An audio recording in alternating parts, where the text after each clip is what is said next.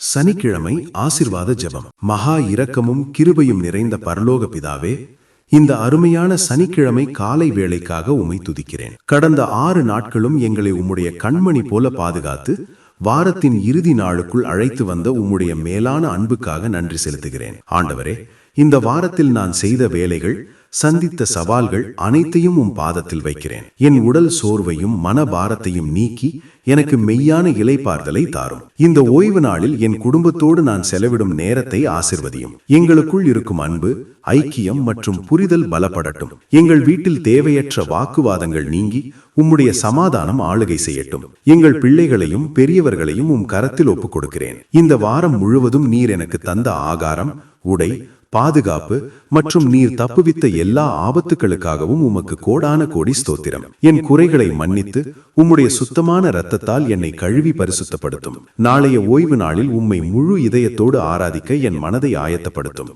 உலக கவலைகள் என்னை நெருக்காதபடி உம்முடைய பிரசன்னத்தில் மகிழ்ந்திருக்க கிருபை செய்யும். இன்று நான் மேற்கொள்ளும் ஒவ்வொரு சிறு முயற்சியிலும் உம்முடைய ஞானம் என்னோடு இருக்கட்டும். எல்லா துதி, கனம், மகிமையையும் உமக்கே செலுத்துகிறேன்.